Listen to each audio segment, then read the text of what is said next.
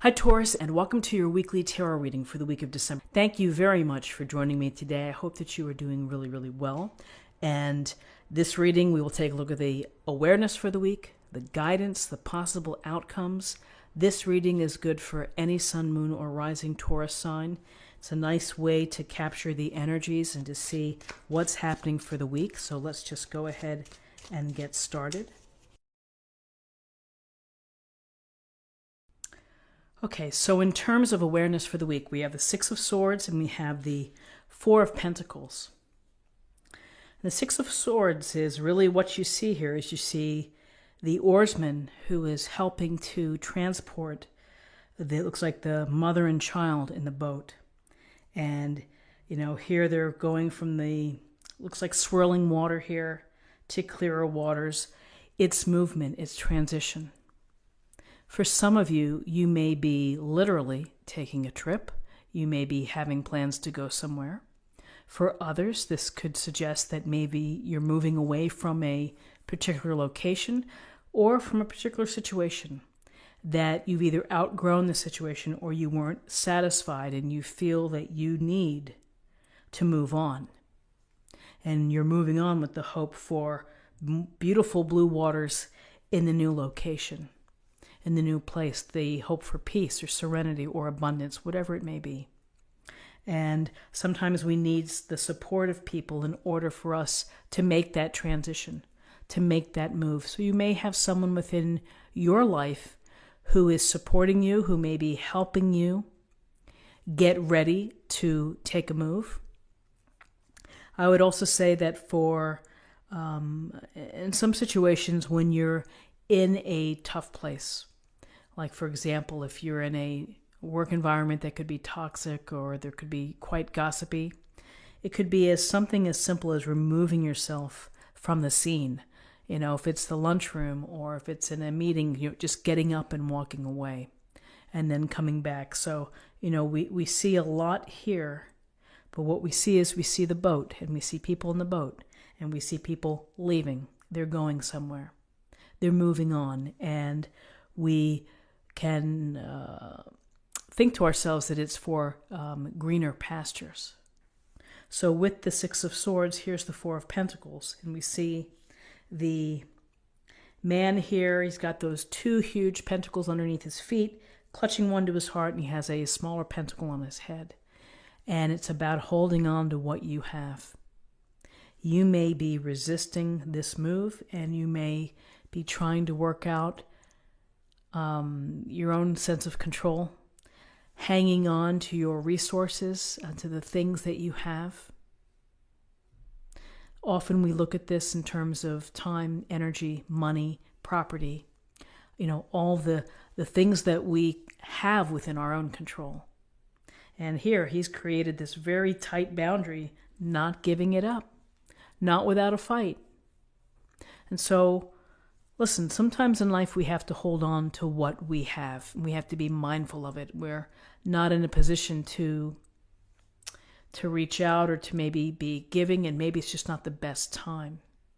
Maybe there'll be a better time. Maybe there will be an awakening here where this energy of holding tight will release. Some of you simply may be holding on to what you have in, you know, maybe in disbelief that, yeah, you're going to be moving somewhere or going somewhere or transitioning to calmer waters, and having to think about what you have and what you bring with you. Those are important decisions. But this is a sense of control. It's boundaries. It's holding the status quo and keeping what you have.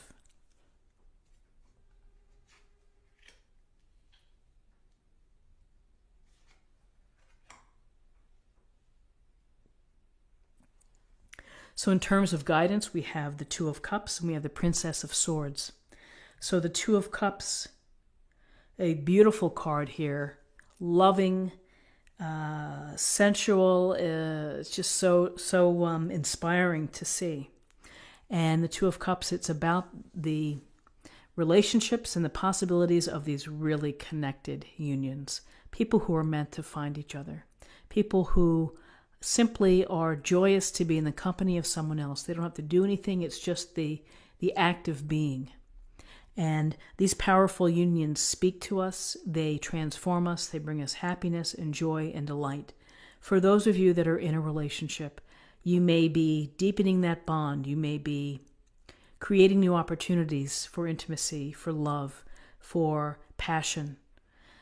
This is a relationship of equality and balance and harmony. Everything fits nicely together.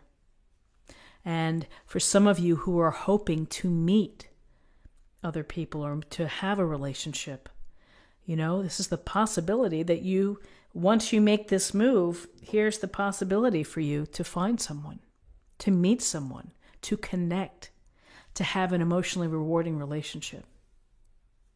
And again, you have to put yourself out there. You have to make yourself known. You have to set your intention with the universe, with divine source, that I am looking for my soulmate. I'm looking for my one and only, the person who was meant for me. I'm ready to receive. I'm ready to meet them. And this type of relationship can come true. Two of Cups can also be for those that are, I'm not looking for a relationship right now. I understand. It can be deepening the bonds and making important connections who really, people who matter to you and will matter to you in the long term. So with the Two of Cups, here's the Princess of Swords. And the Princess of Swords, she has her sword ready. She's facing, looks like she's on guard. And in many ways, that's what the Princess of Swords is, which is I'm ready for whatever may come my way. With all of this movement here and this feeling of holding on and opportunities, this is a sense of being ready to do whatever you have to do to deal with obstacles or setbacks or challenges. And you're going to use your smarts. You're going to be intelligent about how you approach things. You're going to rely more on your reason and your logic versus coming at it from an emotional perspective or standpoint. So, the Princess of Swords is this youthful presence, and the youthful presence is looking to use her wit and to use her smarts to strategize, to plan, to move forward, to be ready for whatever comes your way. We have Death, the major arcana, and we have the Ten of Swords.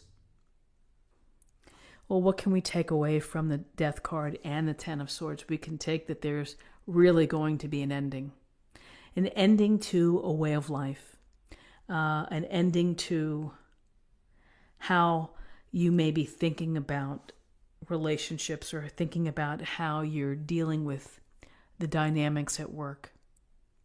The Death card is not to be feared. It just doesn't relate to physical death. It relates to symbolic death, which is things end. Situations end. Sometimes relationships end. Sometimes the job ends. Whatever it is, it's a matter of how you're going to have to process it and deal with it. And the same thing goes for Ten of Swords. It doesn't get any worse than the Ten of Swords. So the movement here and the transition and the holding forth, we have maybe a sense of sadness, that there's this lingering sadness about what's happening. Maybe for some of you, you're being forced to move. Maybe some of you are having, difficulties in a relationship and it's going to end. Here's a relationship. Maybe this represents the possibilities of a new relationship, but something here ends and here's the finality of it. But as we always say, you got to let it go. You have to use it as an experience. You have to try to put it in your book of life and move on. And if you see very clearly here the beautiful sky and you see the sun and you realize that the pain, the sense of loss, maybe the sense of sadness, whatever it may be, you process it, you acknowledge it, you own it, and then you look for the light. You don't dwell here. You you feel it, certainly viscerally, and then you move on. The Death card and the Ten of Swords allows the new opportunities to come into your life. And I feel that it's the new opportunity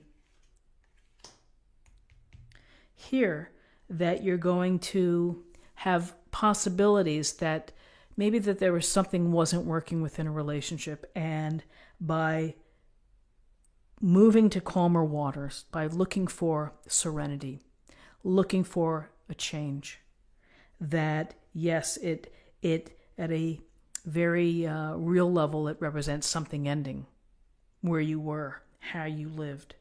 And there, of course, there's residual pain and disappointment and wondering, like, am I making the right decision? But ultimately, here we have the Two of Cups, which is a glorious relationship, ready to defend. And, some may say that this isn't going to work out because of the Ten of Swords. I don't tend to see that. I tend to see things that we see death, we see the Ten of Swords, we see a difficult chapter that's ending. This Two of Cups represents perhaps potential of greater bonding. We bond through adversity. Our relationships become stronger and more loving and more connected when we go through something that is like an ending. So very interesting cards. Let's see what we have in terms of an affirmation for the week.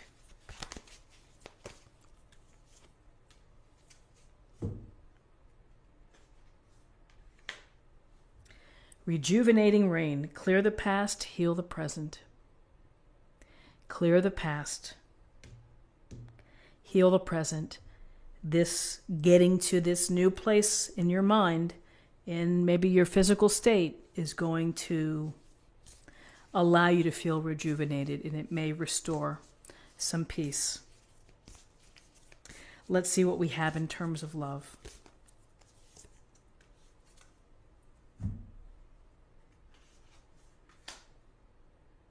I love you. Let's see what that says.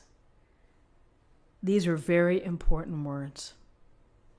Simple, beautiful message that in times of hard times or adversity, challenges, or simple celebrations, 3 simple words have a lot of meaning when you say them coming from the heart.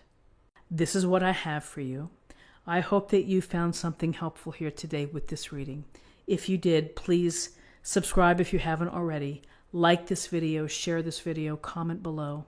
I hope you do have a really nice week, and I look forward to seeing you next week. Take care.